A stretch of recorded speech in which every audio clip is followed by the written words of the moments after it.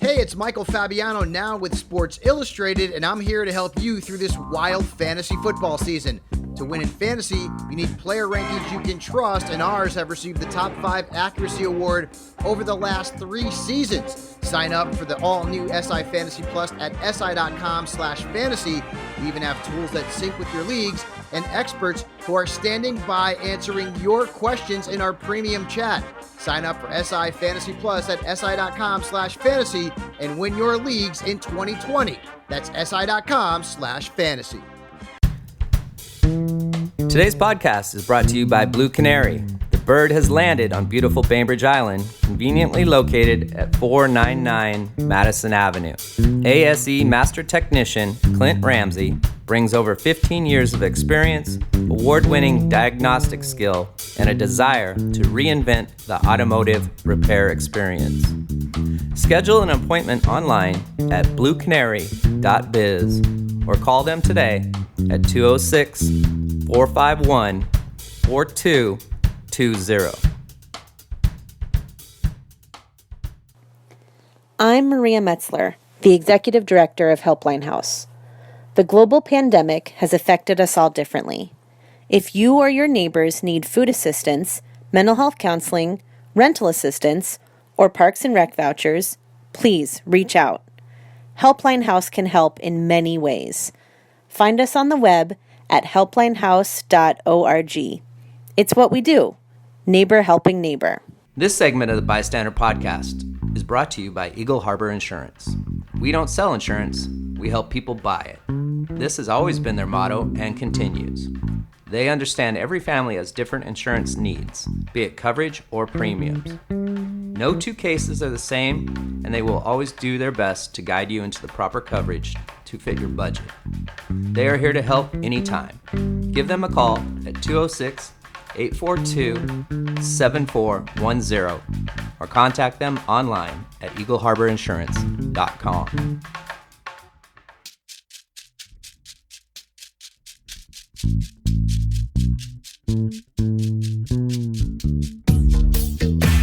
I got something for your mind, body, and soul.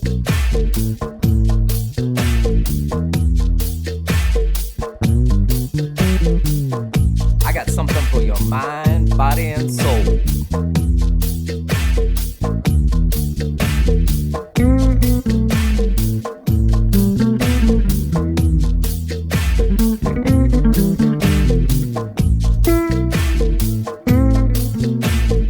You have found the Bystander Podcast. Now here's your host with the most, Tiny Tim. Good, you're already here. Alrighty, I'm good. What's cracking, Podcastville? You found the Bystander Podcast. Today, my guest is Leslie DAUGS. How you doing? I am doing awesome. How about you? Really well. It's nice to have another soccer player on the show. I tend to love my soccer players here. I definitely love soccer, that's for sure, and support those soccer players as well. How old were you when you first kicked a ball? I played a little bit as a kid, but it wasn't so much of a passion as when I was an adult. So I've enjoyed it since I've been an adult. Yeah, I'm not going to say names, but I've talked to a few people that played against you. No. Oh, no. No, they say you're intense, and I like that. That would describe me. Yeah, so they weren't wrong. Okay, awesome. I'm a jokester on the field. I like to laugh at everything. Well, I like to have fun as well, but I've been known on the soccer field as a few of my jerseys have the word "the tank" on it. Nice. Because I just kind of go full stream and knock everything down ahead of me. So you don't look up; you just go head down and go. I'm a lot better now, but I mean, I guess they called me the tank because I did that. But all right, get that mic a little bit closer to you. Yeah, I don't get paid enough to play defense. That's what people say about me. Oh, I would rather do defense any day. It's kind of easier to destroy than create. Yeah. So sometimes there's a lot of love for destroying stuff. I think too hard when you're playing that forward and ready to shoot and always miss it. So see, that's the mentality you got to get away from. When I was coaching too, it was never shooting practice. It was scoring practice. So you wrap your head around it as the positive. I am going to get the ball and score. I'm not going to get the ball and shoot. See, and my thought is, hey, that ball's not going to score on me. So that's a great mindset for me. The ball or the person, right? I'm going to get one of them. Preferably the ball. Hey, shout out to the Wright brothers out at, they changed their name there at Pendergast Park. Is it still Olympic Sports Center or Soccer Center? OSC. Oh, yeah. But didn't they name it something Peninsula? Maybe that's just the adult team. Yes, the Olympic Peninsula Sports Soccer Zone or Center. I think it's the Olympic Sports Center. Yes, anyway, you are correct. Get out there by Auto Mall and support the Wright brothers. Play some softball, play some indoor soccer. Trying to get some money out there to redo the drainage on the dirt fields and make them real soccer fields. Yes. Make it be the Starfire of the peninsula. My hope. Do you live in Bremerton? I do. All your life, yeah? I was born and raised in Kitsap County, born and raised in Bremerton. My dad retired Navy and Keyport here, so Bremerton's been my home. When you were growing up, was there a large Filipino community? There was a large Filipino community when we were growing up. Probably not so much now. Yeah. It's a lot more grown now than when I was a kid. Yeah, it's kind of lore history here on the island as well. There's a lot of, there's just not much race equity out here. And, we have the Filipino Community Hall here, and we have the Bainbridge Historical District, and there's definitely a presence of a period of time where this was a strong Filipino community. But now, there's, 800 people of color or something like that. It's kind of ridiculous out of almost 25,000 people here on the island. Yeah, Bainbridge Island, Bainbridge Island Filipino community is very active and been around for a long time, and they participate in your annual Strawberry Festival. Yeah. So they've got a great piece of property up on the road here near High School Road. Yep. Yeah. I went for a bat mitzvah there recently. Shout out to Logan, you're all grown, man. I like that park there. They used to have BITV out right next to there too. Oh, no kidding. But then that was when I first got here about 10 years ago, and the city council was underfunded, and they decided to take that off the table, and then they were going to go reclaim a bunch of this type of technology and sell it to balance the budget. And then they got there, and there was no TV equipment and stuff like that. It was a big to-do, and then they spent money trying to track that down. And because aren't they televising their shows, so they have to find someone to do it now, contracted in? Well, city council, this is kind of something different. It was kind of a PBS type, everybody gets a chance to put something on kind of like TV. The BCAT. Yeah, so that BCAT, I think, does, and that's Bremerton... Kitsap Access Television. There you go. I think they are the ones that provide this daily or the weekly city council stream. Okay. Yeah. Because I wanted to get in on some council action. Give me some government money. I don't know. So growing up in Bremerton, what was it like as a child? And I want to get to what is it like now, and what kind of change have you seen in your lifetime in Bremerton? Well, growing up in Bremerton, I used to be part of that cruising the downtown Bremerton area, driving down, and it's kind of nice to see some of the changes where we're going.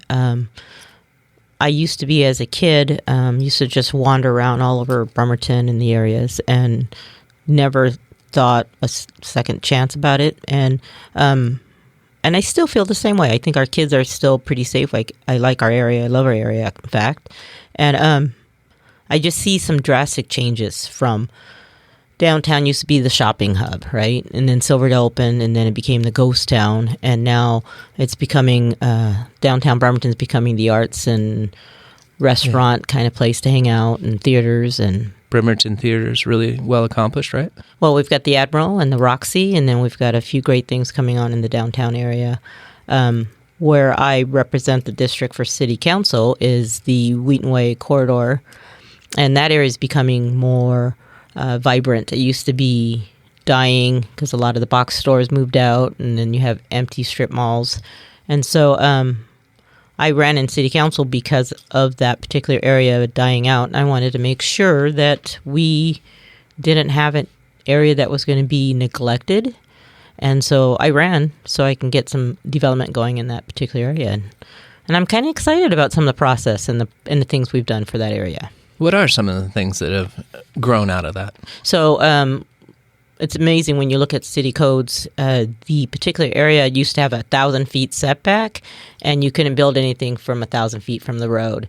And then grandfathered in was drive-throughs, so that means you couldn't build anything with drive-throughs, which eliminated restaurants and banks and Starbucks. And we looked at the code and we altered the code a little bit. So now business can build closer to the street, and more drive-throughs are out of there. So we got, like McDonald's rebuilt their whole building ground up, 2 drive-throughs. Dutch Brothers has 2 drive-throughs, and those wouldn't have happened if we didn't look at our city codes to develop the Wheat and White Corridor. I'm not familiar with Dutch Brothers. Dutch Brothers is a Oregon-based coffee company that they usually just have drive-throughs. The one they have in Bremerton is the first with a seating area, and it's coffee, but it's more of the sweeter type flavors, and I'm not a coffee fan, so I couldn't describe it. Yeah, one cup of black coffee every morning. That's about it. I like the smell. Not even every morning. I'm more of a matcha tea guy. Yeah, I'm a tea, but not I like the smell of coffee, but that's the extent of it. So It's weird. Like, I hate the smell of cigarettes, but I don't mind pipe smoke for whatever reason. Yeah, I guess it's not so bad. It doesn't. Yeah, I agree with you. Yeah. I like pipe smell, but versus cigarettes. Yeah, cigarettes, nasty. When I was growing up as a kid, though, the more distinguished gentleman always had the pipe and the smoking jacket in the evening, and it was kind of like you know how you associate things, good smells or music with a good time in your life and stuff like that. So maybe that has something to do with it. So does cigars give you memories of good times? No. Cuba opened up more opportunity for Americans to come over there, and some friends went there and brought back some Cuban cigars, and I was kind of stoked to have one, and I was like, got all this beef from my kid, and then I had a couple of puffs, and I was like, this is horrible. There was this allure that Cuban cigars were so precious because they were so difficult to get, and then all of a sudden, it wasn't all that great, huh? No. It's kind of like the chase, right? Sometimes the chase is better than actually catching something. That is true. The adventure versus the experience versus the actual product of it. Yeah, you've been on this adventure for 20 plus years, right? Which adventure are we referring to? The political realm. I've been very involved politically. Yes. What made you like? I would say 20 years, maybe. What made you decide that you like politics? The reason I love politics is I've always had a passion for people, as far as not having their voice, and people don't speak up as much, and I love the idea of being able to be a voice for people, speaking up for injustice. Like my district, I ran for city council because it was dying and being neglected, and I wanted to make sure that it wasn't going to be a desolate area. And so I ran for that, and I've always helped on campaigns. And I thought to myself, well, I'm going to run. And I've enjoyed the ride. I'm on my 4th term on city council, and it's been a great experience. Wow, 4 terms. Yeah. I don't think anybody could last 4 terms on the council here on Bainbridge Island. I am not going to comment on that one. Well, here, I'll throw it to you another way. As a person that lives in Bremerton, looking at this council from afar, does the information or the news reach that far? To Bremerton about Bainbridge Island and the council difficulties? Oh, yeah. Being on a city council, we always look at other city councils, and we always kind of tease each other because we see each other at committee meetings throughout the county, and we always tease each other, oh, we're not in the news this time, it's you guys this time. And so we always kind of joke around that, oh, it's not us this time, good. Yeah, I mean, okay, like I remember one thing in Bremerton Council being in the news, but recently, with ethics issues and the critical area ordinance here on Bainbridge Island, that council has been in the news a lot. way too much. I could just go on and on. Yes, they have. And so is Paul's bow with Stoney. And the one thing that I remember about Bremerton Council was something about you. Getting locked up for yelling at Jeff Sessions. And I was just like, I need to meet this lady. I think she's my hero. Yes. Tell everybody what happened there. So I was in D.C. when Betty DeVos and Jeff Sessions was being appointed, and I was like, had some free time, so I thought I'm going to go head up to the Hill. I'm going to go observe some of these appointment hearings. Interesting enough, I was there like 8 a.m., and the line went around the entire building just to get in. And as people were leaving appointment seatings, then people would go in, and they said that the appointment hearings were going to end at 2 o'clock. And I'm like, okay, so I'm still in line. And then about 1:15, I get this privilege of joining in and sitting in there. And I'm sitting there, and they're talking about Jeff Sessions, how he's a great guy. He's going to do great things for our community. And I'm sitting there, okay. And then a lady to my left stands up, raises a sign, and says nothing, but the sign says liar. She got arrested, removed, and the charge was disruption of Congress. And so I'm like, okay, wow. Then these two gentlemen loved what they were hearing. They were fist pumping each other, high-fiving, and then yay, yay, yay. And then I'm like, all right, we have a lady that was arrested, these two gentlemen that's obviously disrupting Congress. I said, this is bullshit. Should I say that on here? Just did. Say it with conviction. So this is bullshit. There you and go. Then I got pulled out. I got arrested. And little did it, if anyone is out there, if you get arrested on campus, the charges are way different than if you're inside a federal building. And so if you were arrested on campus, you were released that day with information and a ticket. If you were arrested in federal building, you are handcuffed out of there, patted down, all your personal items removed, immediately driven in a paddy wagon. That's the old term. I'm not sure what they call it now. Handcuffed, taken to jail. Processed, fingerprinted. I sat there for 4 hours, handcuffed to the wall, which was interesting. I'm like, well, can I make a phone call? And they said, no, not yet. And I'm like, really? I don't get to make a phone call? And so I did sit there for 4 hours. And mind you, I wasn't wearing anything that said I'm a city council member, but you're on your own time, right? Yeah. In my purse, I had my business cards and my name tag. And so I'm thinking, okay, I'm just a city council from Bremerton. Nobody's going to know anything about me. And then next thing you know it, so I'm in jail 4 hours later. They release me under a ticket saying you have to make appearance in court. And I'm like, okay.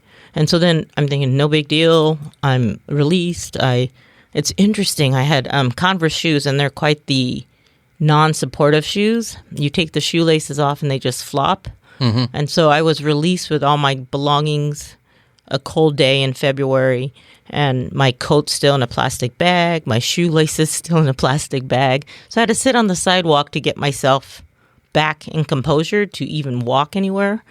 And so then I took the subway back to my hotel, and I'm like, oh my gosh, I got arrested. And next you know it, it's like hitting nationwide news, and I'm like, oh my God. And so, interesting enough, 10 times back to D.C. for court appearances. 10 times? Yeah. Why isn't this just taken care of as a ticket the first time you showed up? Well, I felt I was not guilty because... Oh, you fought it. Yes. I felt I was not guilty because the two guys didn't get arrested. The lady didn't speak. She got arrested, and then I did too as well. And so I said not guilty. And so I had to go back 10 times. I had to go one time and I had to tell the judge not guilty. They sent me a date. My very last court appearance, I then had to do... I had to call in the courthouse every day. Otherwise, I would have been in contempt of court if I missed a call-in. And I'm like, what the heck? That sounds severe. It is. And my lawyer said, well, can't you do it once a week? And the judge goes, no, she can do daily phone calls. And so I literally set my alarm to dial DC, because, it's a 3-hour difference. And so to dial DC every day, so I wouldn't be in contempt of court. And then, so I followed through, did everything they wanted. And then I would say, 10 months later, they finally dropped my charges. How much did the whole thing cost you? Do you have any idea? I would say it's about 10 with air flight, hotels, and going back and forth, and our lawyer about 10,000 plus. Yeah, A little less than an investigation of an ethics charge by city council here. very, very little money.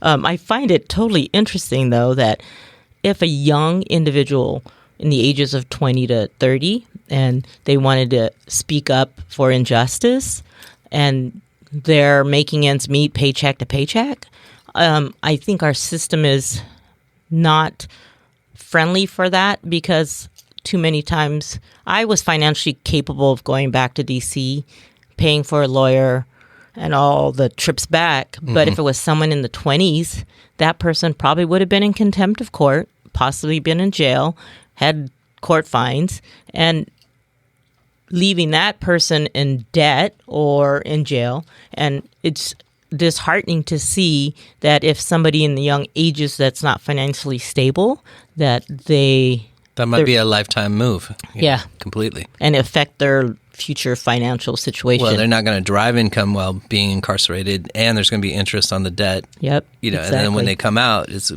big slap of, hey, you're unemployable. Yep. I mean, speak up again. I mean, just to pay for the airfare for 10 times is a challenge for anyone.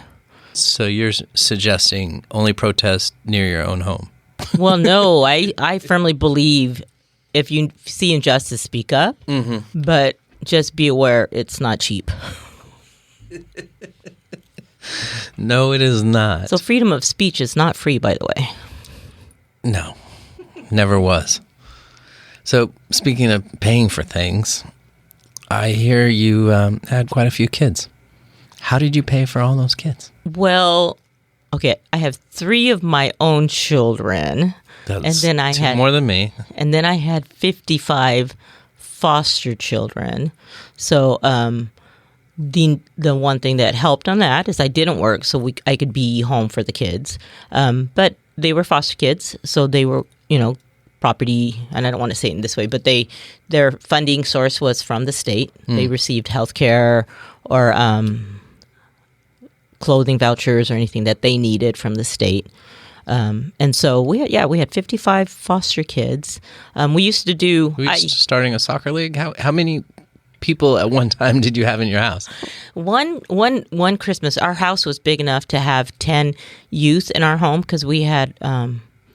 we can do respite for foster parents when they go away. And so tell me what that is. Respite is when a foster parent wants to take a break from being a foster parent and they want to take a vacation for a weekend or a week. Real parents don't get that. No.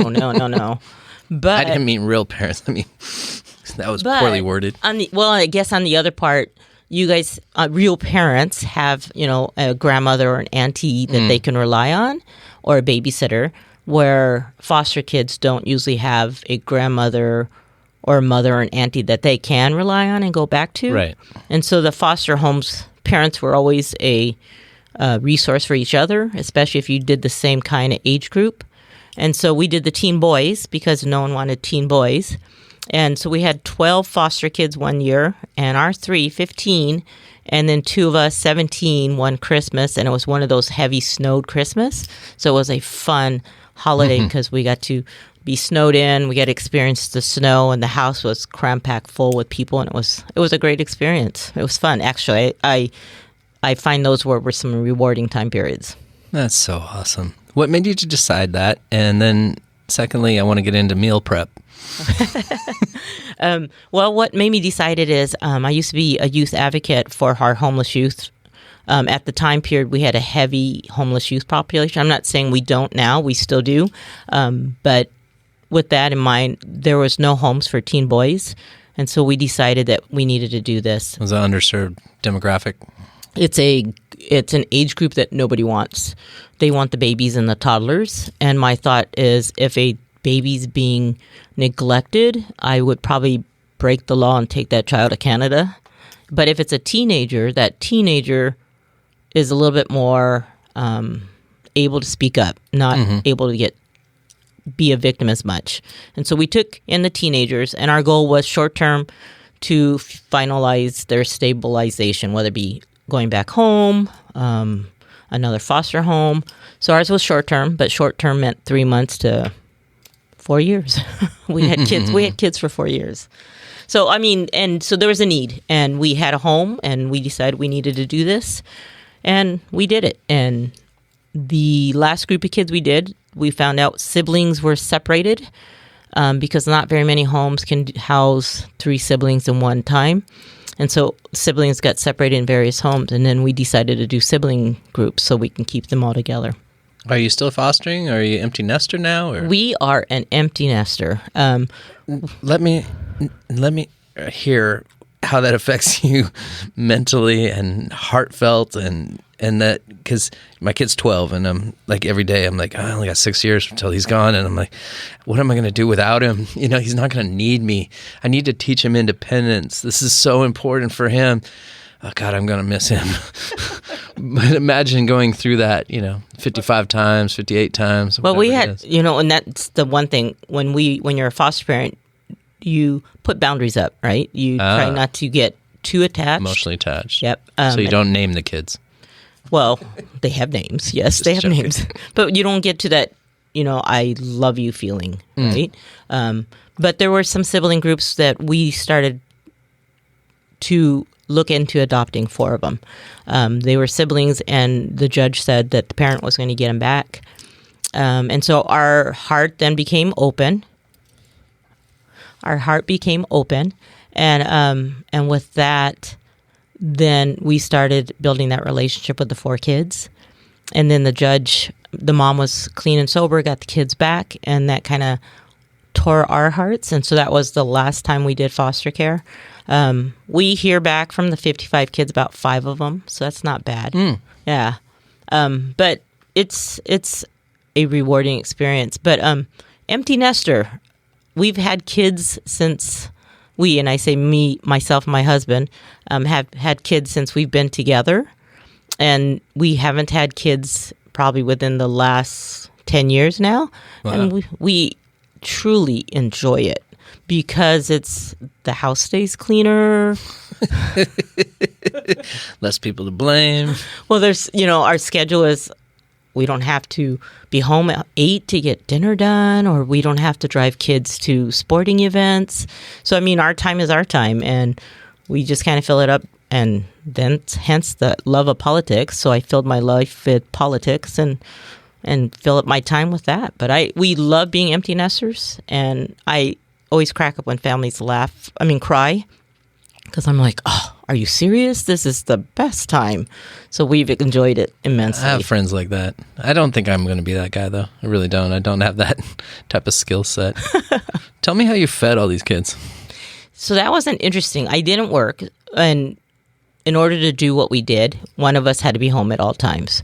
So, was there any allergies like nut allergies or dairy? On that part, we didn't have any food restrictions or allergies, so that was kind of good.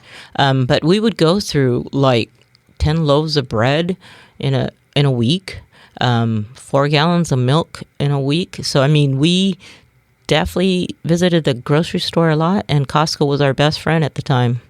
But we just cooked mass meals, spaghetti and lasagna, and always made time to cook, and everybody was home, and it was. And now to this day, of 2 people, I find it hard to cook small portions. My chili still lasts for like 3 or 4 days, so yeah, it's hard to do. Yeah, I'm the same way. I want to cook for a crowd, not just 2. Yeah, exactly. And so when you're cooking for 8-10 people, and now you have to cook to 2, it's definitely a culture shock as far as how to do that again. But it was kind of fun. It's just you build that routine, and you just kind of figure out how to do it, and do it frugally, and making it home was the best way to do it. And that was it's just you just use a lot of bread and rice and things to fill them up. Fillers. Yep, exactly. Like Taco Bell uses. Yep. I don't know where I want to go with this, so I'm going to stop. Tell me some of the programs that you work with outside of council. You're into military justice, low-income housing, growth. You're set on different committees like Kids Up Transit and such. Tell me about some of that work. So I sit currently on Kitsap Regional Coordinating Council. I sit on Kitsap Transit, Kitsap CENTCOM 911, Kitsap Community Resource Board. And a lot of it is, my feeling is if we are not at the table, and I say either myself or the city of Bremerton, then our voice isn't heard. And so I wanted to be part of these organizations so that we can make sure that Bremerton has a say in the conversation. I've sat on housing task force committees. I've sat in the committee in council right now. I'm audit chair, and I've sat on all the committees within our council. But the interesting about city council, they say it's part-time, but I like your laugh. But if you're doing it right and you're doing all the things that you want to do to make your community a better place, it's a full-time job. And and I believe that. And I joined these committees because I feel these are areas that we need to have a voice in. And I'm not a quiet person, so I'll make sure to have a voice of, like if there's not a bus route that's happening that needs to be, or housing task force. We have a big need for homelessness and affordable housing, and it's just not Bremerton. But we have all the services. So when you have the services, you have the clients. And so we've been fighting with our fellow jurisdictions to help offset those as well, to help compensate, because not all these residents are Bremerton residents, they're Kitsap County residents. And so that's the reason why we want to sit at the table, is to make sure that, Bremerton has a voice, that the people are having a voice, and that we're getting services to Bremerton and to the residents in the area. Yeah, it's been struggling with, shelter closing and, the resources being far from Silverdale and Paulsbo to some extent.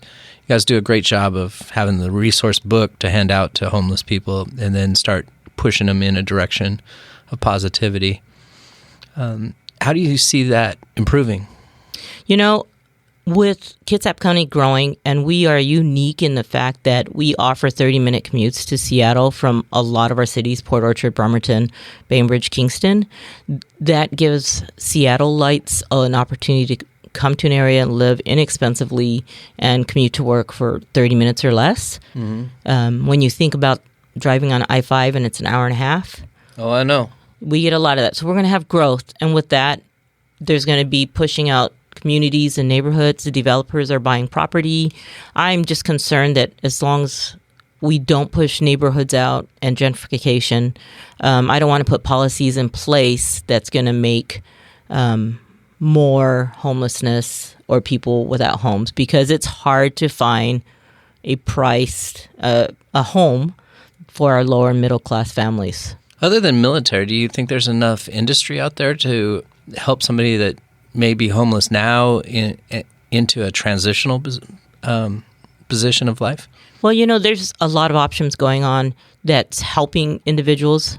We have Kitsap Human Resources, we have Salvation Army, we have Kitsap Rescue Mission, we have the Pendleton Place, Kitsap Mental Health. A lot of resources are out there, but we also have to look at the individual, and sometimes that individual doesn't want the services, doesn't want the assistance. Right. But if they're willing to, there's services out there. And the unfortunate thing, it's not always easy to find those sources and those resources. How do you see, because when I go through Gorst and Bremerton and Kitsap Lake and stuff like that, I see a lot of vacant houses. How can we transition some of these vacant houses to transitional homing? Well, we have looked at our city codes regarding vacant homes so that it doesn't get inhabited by squatters. And so we've looked at our codes, and if you're a property owner of a property, you have to have someone local that we can call if there's been some broken windows. You have to keep your property, maintained. So we've put some codes in place on regarding of that. But the hard thing is when you have a personal property and it's a person's own property, we can't tell them what to build. We can't tell them how to build. We can't tell them to build 12 units for low-income housing.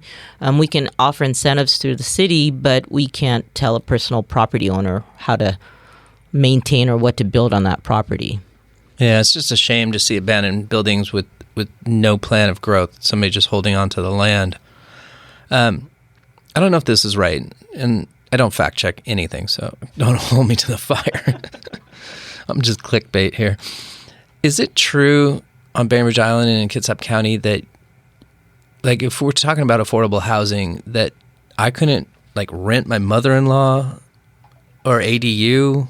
In Bremerton or Kitsap County? Kitsap County in general. So you're talking about accessory dwelling units. How do you say that? Accessory dwelling units, ADUs. And those are like the garages that you renovated for grandma or aunties. Or your rock band. Yep. And you don't play the guitar anymore. Or your best friend from college. So we have opportunities in our city and the county to do those codes. But in the city of Bremerton, it's more of a challenge. Our code says that you have to live on that property 6 months of that year to be able to have an ADU. But if you're a property owner and you own a few properties, not likely you can live on 5 properties. If you're a Navy guy and you left your property, you're not living there for 6 months of that year, and so not likely are you going to be able to do that. So our code restrictions are a little bit more restrictive. But if there is opportunities for ADUs, this is an opportunity to increase housing units. We have many ADUs, I can say, that are in our county and our city that aren't safe home places for individuals. Well, neither's being on the street. No. But our goal is we want individuals to live in a safe home, warm place, a roof that doesn't leak, no rodents or critters living. With so much homeless, is that a realistic expectation? That we all live the same? With no, insulated it's not. walls? No, it's not. But I firmly believe that if you're going to be that property owner, then you should be responsible for that property and making sure that the dwelling unit is at least got running water. Her dwelling unit's got electricity hooked up to it, not a extension cord. So we have a few of those that aren't up to code, and one of the things we are looking at is it's a challenge, trying to identify all the accessory dwelling units and try to make them all safe homes and running water and electricity. So our goal is to try to do that. How we do that is going to be a challenge because we've been trying to get all the landlords that own them, but not everybody's willing to step up and say, I own 5 ADUs. So we have a lot that's not in compliance. How do you see the growth in Bremerton and Silverdale, basically Kitsap County, over the next 5-10 years? It's I foresee we've been growing in the last few years, especially since we've offered that fast ferry service. People like that. Yeah, we are growing, and we're seeing a lot of Seattleites. With that, I'm excited, but then I'm also concerned for the families that's been here all their lives and now can't afford to live there, or gentrifying any families out of the community. So that's a problem here too. Yeah, people are getting priced off the island. Yep. I mean, I firmly believe you should be able to live and work in the same community, not leave, Bainbridge Island to live somewhere cheaper. It puts a bigger carbon footprint on everybody. How many people are driving on I-5 in a single vehicle car by themselves? Oh my goodness, I know. What's great about the island is I get a free ferry, and then I can hit I almost said monorail. That's how old I am. The link rail to the airport or other things, and then there's the e-bikes all over the city, and there's buses, and there's a good infrastructure. And I love that 99 is coming down, and that we're going to have a world-class waterfront. But it's not. The city's walkable, but out here, it's hard to connect people. And there's no link rail in Kitsap County to take you all the way to Tacoma or out to Boeing or anything like that. So how do we connect these neighborhoods? Are they always going to just be pods, and then there's going to be a commercial pod and a rural pod? Well, I do know that, like at the ferry terminal in the Bremerton area, Mason County has buses there where you can pick up and drop off to go to Kitsap County, and then you could pick up and ride a bus to Mason County. So they meet at that terminal, and so it gives opportunity for, like connectivity. Yeah, so it changes and brings people into the area as well. I know we're moving forward with our transit and opening up more transfer stations.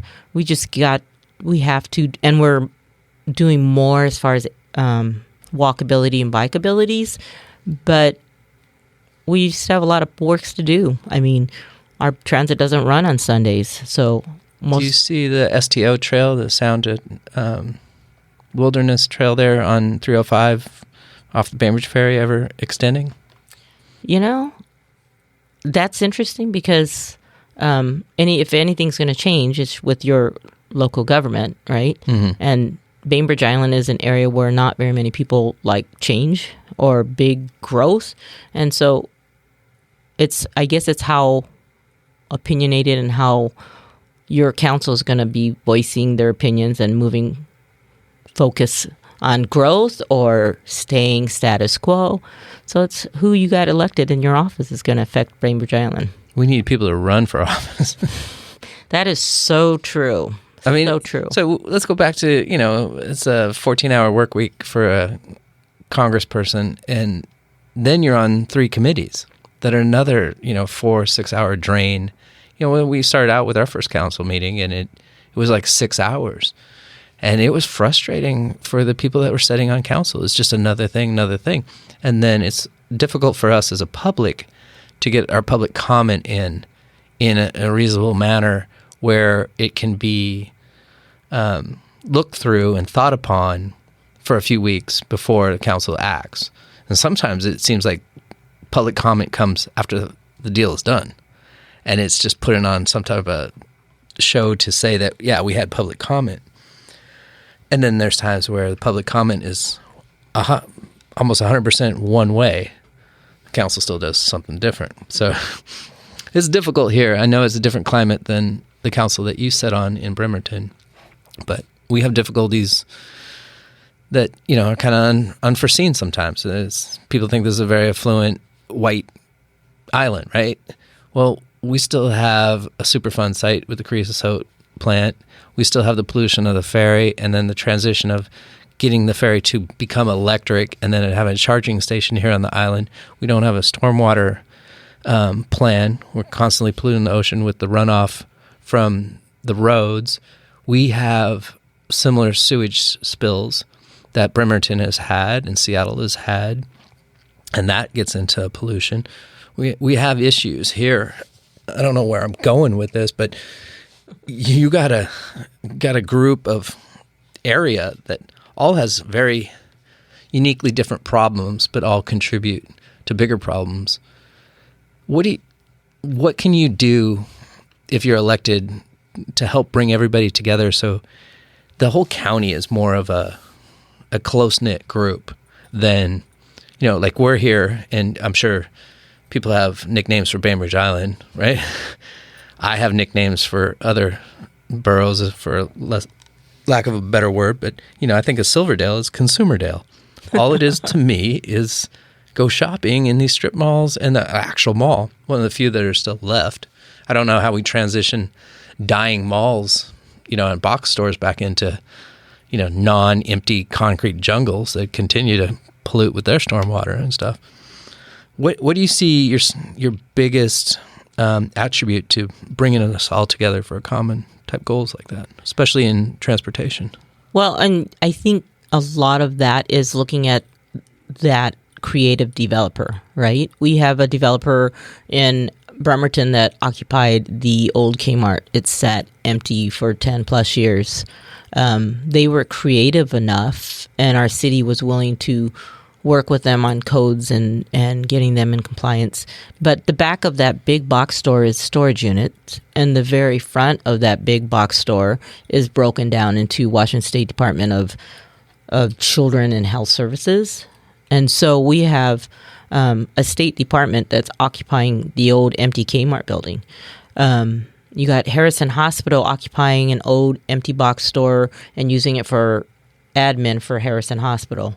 So, I mean, I think we got to look and be creative and find those developers, those people with that creative mindset. A good one in Silverdale is the Albertsons. They remodeled it, made it defy the trampoline jumping place. Yeah. Yeah. So I guess it's just finding that individual, that creative mind to change a big box store into something more modern and that's going to work with us. Yeah. Amazon shipping site, right? We have that. And yes, we do. They came into our area. Oh, good for you. There's job creation. Yes, it is. Taxation. Employee tax. Yep. A little bit of everything. So you work closely with 911. How's that going? Is there room for improvement there, or do they do a great job? Or? Well, this is they were under the mindset of the county, right? And for a while, and so in other words, the county was their overseer of their budget and hiring practices, and they they're still part of the county, but they don't. Their budget doesn't go through the county anymore, and they can hire straight in, just because it's easier for them. It took, in order to get hired through the county, you had to go through a process, and it took longer for that 911 to get employees. So I think because they left the county and is a separate entity with their budget and hiring practices, I think that's a plus. But there's a few things coming around the horizon that they've got some equipment that they need to update and make it more modern, and it's going to be costly, and it's going to be a possible something on a tax levy kind of thing, and so it might hit the citizens of Kitsap County. It's not official yet, but they are looking in ways to try to figure out how to fund updating their outdated equipment. Do you think there's ever a chance that artificial intelligence leaks into the 911 system? I want to say no. They've got strong security in place, and they've got a great IT department. But, me saying no is very, when just like our elections, I'm saying no because maybe that's a naivety of my part, but it's happening. I mean, just anything can happen. Yes, just the 2020 census is a good example. I'm the coordinator for Kitsap County to do education outreach for the census. You still need more people working on that, right? We do. How can people get involved with that? They can go to the U.S. Census 2020 website, and they're hiring. Kitsap County, it's $19 to $20 an hour, and it's going to be at least promised 8 weeks of work, and it's extra money for if somebody's on disability or Social Security. You're not going to lose any of your benefits from that. But a good example with the census is we developed a website for the organizations to go for resources and information for the census. And the IT guy that's managing it has found that Russia and China were trying to get into the network. System, the system. And he showed us an email that had Russia 4 times and China 2 times. And I was intrigued to see that we were getting hit because it's just, and I think because of the word census, they were trying to get into that one. So I say no, but it's happening. Wow. So do you think, so what does that pertain? Is that phone banking, knocking on doors? What does that job look like for an entry-level census taker? Well, my job right now is education outreach because of the new changes that are happening. And then there's another part is recruitment. And what that looks like is an individual. They're going to be doorbelling because they're not doorbelling for the very first part of this. It's all online. Mm-hmm. And so they're not going to do doorbelling until you do not respond online. And so then they're going to be knocking on the doors. They're going to have people do the census. They're going to hit communities that haven't done it yet. And so their job hopefully is going to be lesser to a degree if we can get more people doing it online.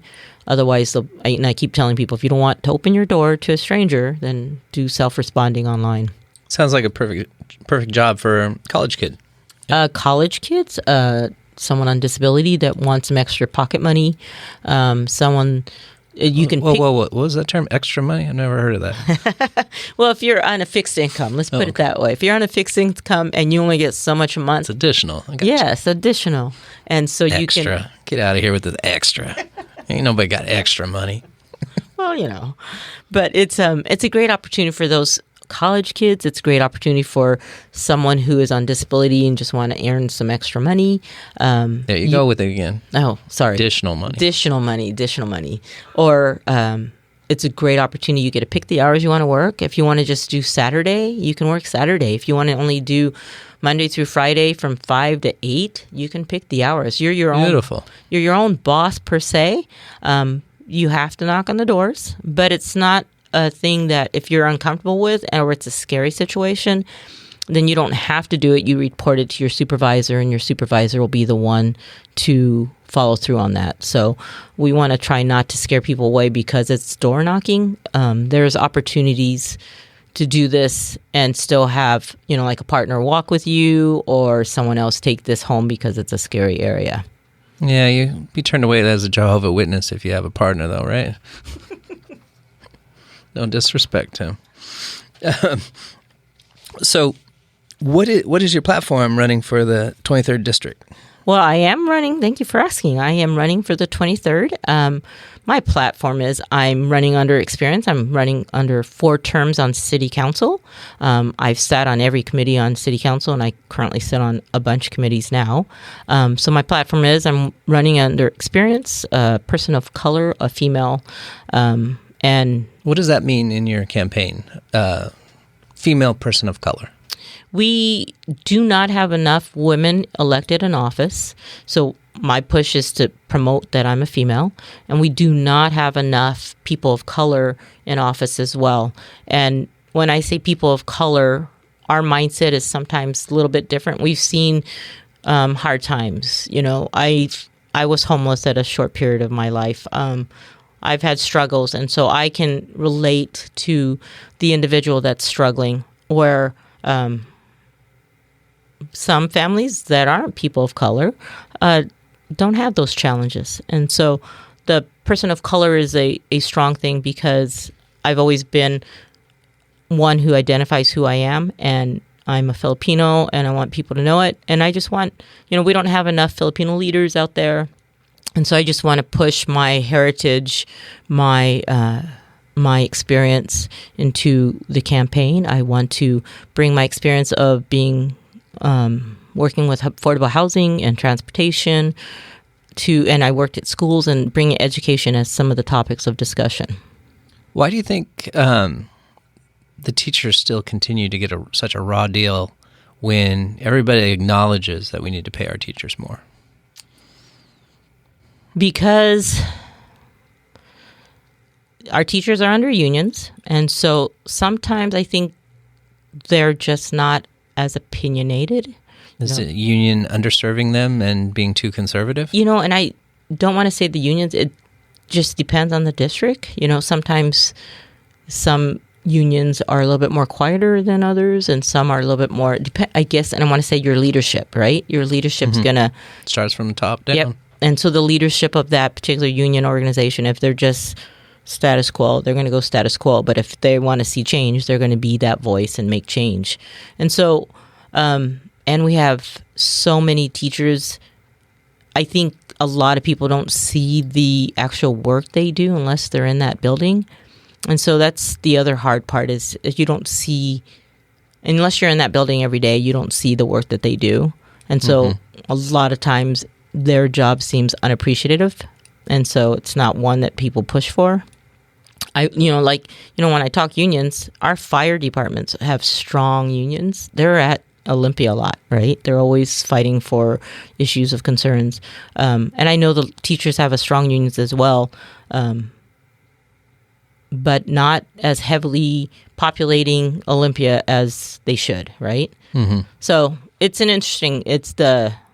the McCleary Act, even though they finalized paperwork with the teachers and gave them raises, there's going to be some future outcomes from this that could affect future schooling funding. Yeah, I would think just on the surface level, the idea of supporting teachers is smart for everyone. It's kind of like going to the gym, as opposed to going to the hospital. Hey, how about we do some preventive stuff? How about we keep some kids in school? How about we make this an incentivized job for teachers that continues to grow for every year that they put in and every effort that they put in?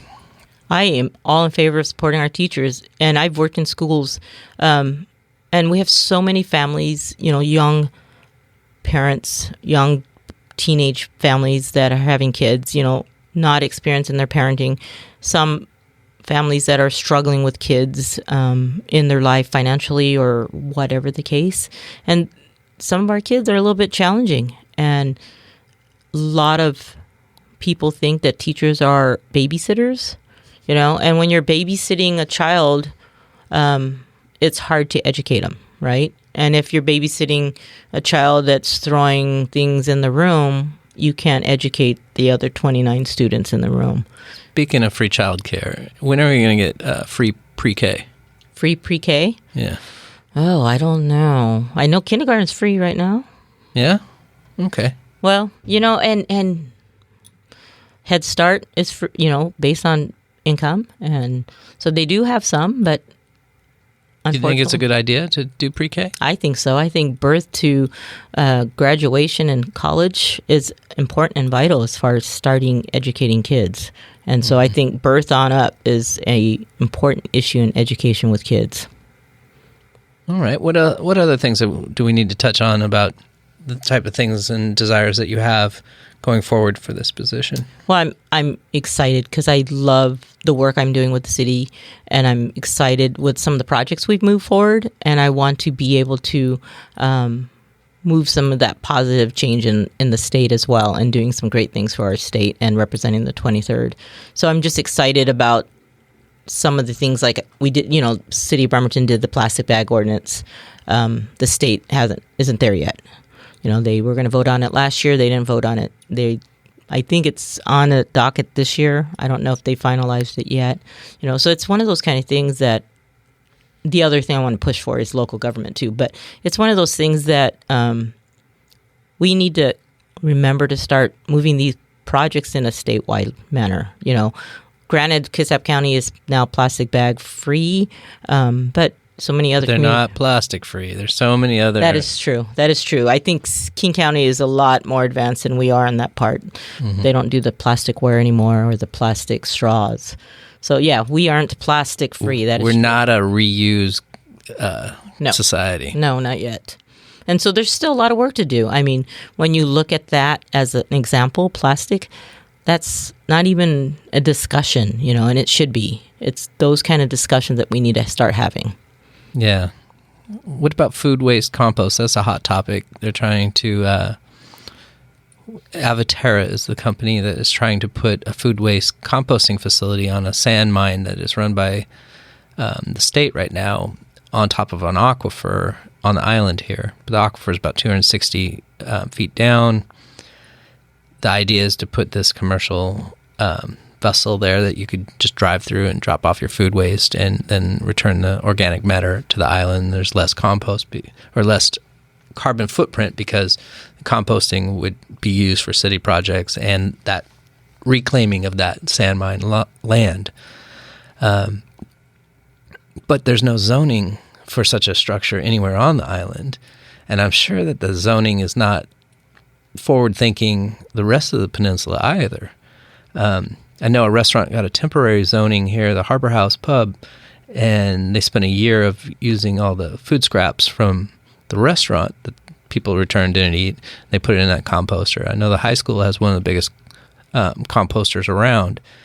I'd like to see that conversation continue to escalate. Well, and compost is an interesting subject. They were doing compost in the school districts at Bremerton, and they were doing really well as far as separating the compost and the trash and different garbage cans. But it's not a big deal yet. And it's not a talking point. No, and I say that because the reason why the school district's not doing anymore, you're paying someone to pick up the compost that's going to be recycled. So it became more of a costly matter. Well, we're paying somebody to take the recycling off the island. We're taking somebody to pay to take the brush and stuff off the island. Well, and that's true. But when you look at it in the mindset of raising the fees because they're the only one that takes the compost, then that became a problem, and then it became a contract that nobody wanted to move forward with. Plus, school funding is tight. Yes, it's exactly. Only based on enrollment.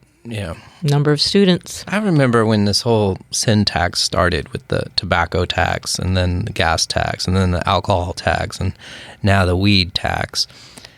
And it was first rolled out by the state as this will fund your schools. Well, people didn't know that only if it's chosen to be taken out of the general fund, because all that sin tax went into the general fund and then it was up to whoever wrote the budget that year to earmark it for public schools. It doesn't go to the schools at all. And the schools make money only by the enrollment taxation. And now you see schools kind of lobbying or recruiting to get more families in there. And Bainbridge is in a unique position where young families can't afford to move here. And it's increasingly getting more and more difficult for people that are making it. Your population's down, right? Yeah, population's down. And I don't see that changing. I think it drastically changes. Let's say you graduate from Bainbridge Island and then you go to school. It's going to be hard for you to come back and start a family here. Exactly. Especially if you're like my kids right now. My daughter is a professor in New York and she's got college debt, right? My son is a chef and odd hours. There's no way they'd be able to live and afford Bainbridge Island, and nor would they have the desire if they can't afford it. And so that's the other unique thing about that is you're going to lose if you're not going to make it affordable for people to live there, you're going to also make it a disadvantage for anyone wanting to come unless you have money, and it's going to be challenging. So your schools are going to be losing population. Bainbridge Island is a heavy retirement community, so what's that look like for your schools? It's not a working environment. There's not a bunch of industries. There's 600 nonprofits all online. Yeah, so when you look at that, and if it becomes a retirement community, your schools are going to be jeopardizing in populations regarding that. So yeah, you guys, Bainbridge Island needs to look at those future things and look at their schools and start looking to the future and how can we make it better for the future. Mm-hmm. Looking at this data, the median age here on the island is 48, so it's a bit older than most cities. In comparison to Kitsap County being 40, median house income in Kitsap County is in a family about $77,000. Here it's 110, and there's big discrepancy, and you guys are just down the road, right? Exactly. So does that start making that a mass exodus to places like Silverdale and Bremerton and Paulsbo? And I know people that work on Bainbridge Island, and they live in Paulsbo or all the teachers, in the outskirts areas. The policemen. My mom's house in Paulsbo, there's a couple Bainbridge cops that live there. And I understand, like, sometimes you just don't want to be recognized on the island in the grocery store. You want to have the crust in your eyes and go to the grocery store in your pajamas once in a while. But you don't want somebody, hey, Tim. No, stop. Leave me alone. And I could understand a police officer or a council member, not so much a council member, but a fireman or a policeman that works in the community to want to get away from the community when their work day is done. But I also understand the desire to, hey, I want somebody that's in my community, that understands my community, that lives in the community, that's my neighbor. That's exactly. My fellow village member. And the people that work at the restaurants and the jobs that are here, like the fire and police and school teachers, a lot of those people aren't my neighbors. You know, and we talk about identifying with people, of our village. And it's hard to identify when they're outsiders. Yeah. It's going to be a future. It's a look that Bainbridge Island needs to look at because it's going to affect population growth. It's going to affect dollars coming into your community. I mean, like the census right now, excuse me, you get $2,900 per person that comes in from the census to your community. Right, if you lose 100 people out of Bainbridge Island, that's $290,000 that Bainbridge Island is losing. So when we do the census and everybody's living in Boswell and not Bainbridge Island, Paulsboro's going to get that funding and Bainbridge Island's not. So definitely need to look at excuse me. This is real life. Yeah, it is. Definitely. People cough. So it's definitely a thing to look at because it is affecting, people, just the normal middle class family that wants to just live here or do anything in this area. So, and the one thing about those area incomes, it affects Bremerton in a way. We have to look at many things regarding area medium income. And it's based on Kitsap County's area medium income. I know for a fact Bremerton is probably about 60,000 area medium income. So we have a lot of many families that are lower income and middle class, where Bainbridge Island has a higher income. And so when you look at that, it brings that area medium income higher. And so then we always have to relook at it at what affordable housing is. So this affects how we look in numbers of affordability as far as our area medium income, receiving dollars into our community. So yeah, Bainbridge Island has some challenges. And I think the residents need to start holding them to the fire and speak up on these issues, because our goal is to make our communities a better place for the future. And 10 years down the road, Bainbridge Island's going to have big concerns. Yeah, and look at the licensing tab going to $30 and what type of impact tax-wise, not this year, but next year, the effect it will have on our infrastructure, our ability to do things, and our long-term savings for, exactly any type of disaster. Well, and that I-976, even though the voters voted for it, right, the city of Bremerton's losing $70,000 in revenue. Kitsap Transit's losing $3 million in revenue. We've budgeted, and I say we, the jurisdictions and transit, have budgeted for this year. So projects are moving forward regarding that. But future projects, we're fixing roads. This is what the car tab was doing. That's something that the state doesn't give us a lot of money on. And so we're finding creative ways to fix our roads. And now we've got to find another option. Is it going to be a tax to the citizen? So now we're taking this dollars away from the communities to fix our roads, but now we're going to tax our citizens to try to balance that funding that we lost.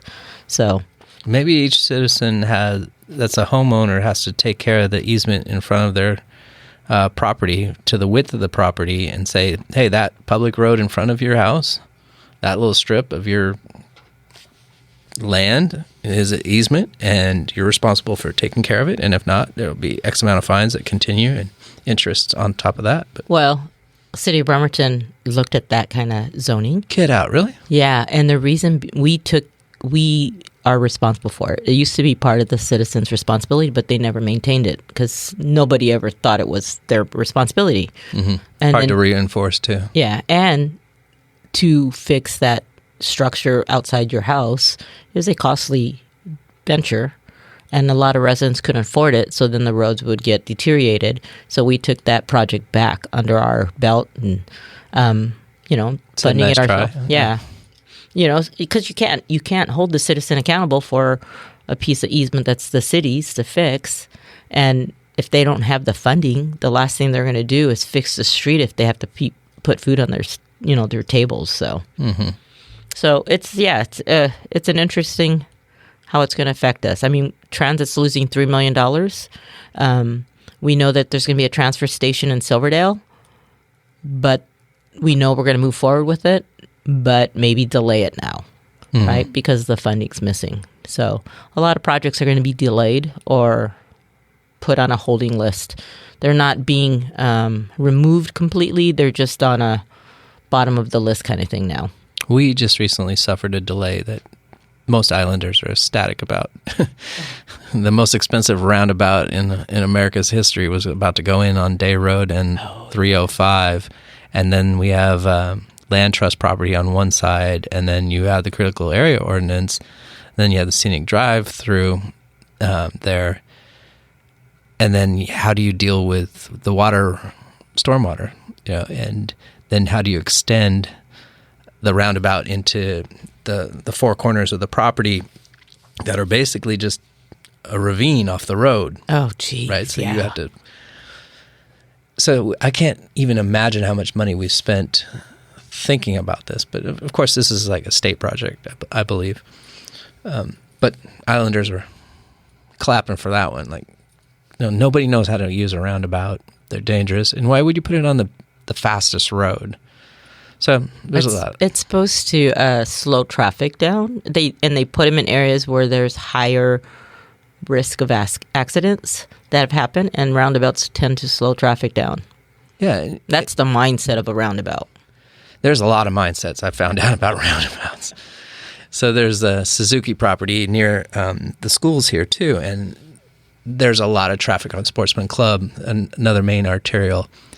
And when we had traffic studies in the past, we picked out 3 places where roundabouts should go in, and one is right next to the school. And everybody's worried about the kids' safety because it's very pedestrian heavy. Yep. And there's not much sidewalk, well, not a sidewalk even, but not much shoulder there. So how would that affect? So everybody's thinking that's very, very dangerous. But I kind of see it differently. There's the roundabout by the high school that everybody bitched and complained about, but that does slow things down. I just want it as illuminated as possible. I want 4 lights on the corners. I want the reflecting in the crosswalk to be triggered by a kid walking through there. Yeah, exactly. Yeah, because we get a lot of fog and maritime mist, and we have shade, and we've got gray in the rainy season, and then we hit the sun when we come up over the hills. So does the school have? I drove by it. So does it have a lot of sidewalks around the? It doesn't. Some trails. Yeah, see, I'm thinking there's grants out there. There's safe routes to schools that help put sidewalks in front of schools so it's safe for kids, putting crosswalks in. We've done that many times with our schools in the city, and given us that grant has given us money to put those sidewalks and crosswalks in and making those particular areas safe for our children. And, I mean, that's even an option that the city might even look into. I'm not even sure they even looked in that. Shout out to Leslie Snyder, Mayor. We look into that? I know you're listening. Thank you. Yeah, so there's options. But yes, I do, I firmly believe, and I see it, roundabouts are costly. Any construction project's costly these days. It's interesting. You have to put it through a study first, and then you have to, public comment, and then find the fund. So you're paying for that study, but those dollars don't even put the construction dollars into place yet. And so then you get construction, and you got to find the funding. So that's all challenging in itself. But roundabouts, Bainbridge Island roundabouts do slow traffic down and do provide safety for children in schools. Yeah. So instead of making that massive thing on 305, I would just sink all the lights past the casino to get everybody off this rock as fast as possible.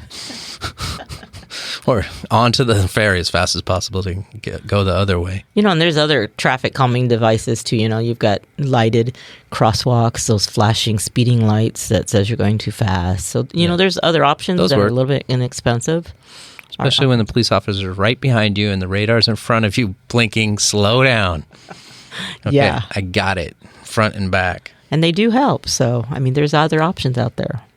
Hey, well, will you come and visit me more on the island? And I would love to. I love this. This has been fun. Yeah, and we can talk more. And as projects develop and as your campaign carries on, you're welcome to come talk to the people. I would love to do that. I would love to come talk to you also. Maybe think about it, put something on your calendar regarding the Kitsap County Census. Yeah. Oh, this is a place of reach. So, that's why I wanted to ask you more about it, hoping that there's somebody in that demographic and that has that opportunity. You just got a free recruiter right there in this episode. And I love to do things that call people into action to help. Yep. And the census, and if I could close with anything with the census, it's all online. It's totally new. And when you think of online, it affects our elderly population that doesn't do technology. Correct. It affects our low income who might not have Wi-Fi or computers. You're going to get a letter in the mail, and it's going to tell you to do it online. You're going to get a postcard in the mail. You're going to get another letter, and then do it online. And if not, they come knocking on your door. Yeah, I forgot one year, or I just put it off, or just didn't care or something, and then all of a sudden I got this knock, knock, knock, knock. And I was like, what? And they're like, you're going to sit down and you're going to do the census right now. Yep. And so if you don't want them knocking on your door, do the census. But the one thing I will say, I think Bainbridge Island has a bunch too. If you have a post office box, you're not getting a letter in the mail. So let's put up a poster at the post office. We are going to try to get home residents that have post office boxes letters to them. But just know that there's so many barriers, and it's hitting a lot of our people. Hard to reach population. Yep. Now that you've said it out loud, I see a lot of obstacles. Yeah. And it's hard to collect. That's why I'm the education outreach, because our goal is to educate everybody on Kitsap County about the barriers regarding the census. And we have families that are scared and in hiding. They're not going. They don't want to do anything. They don't want to open the door. They're not going to. Afraid their information is going to be sold to ICE, which it's not. All their information is confidential. But again, that's. We had some ICE raids here on the island last year, and people were upset. Yeah, and we had scares. Well, we had them in Port Orchard and scares that they were in Bremerton.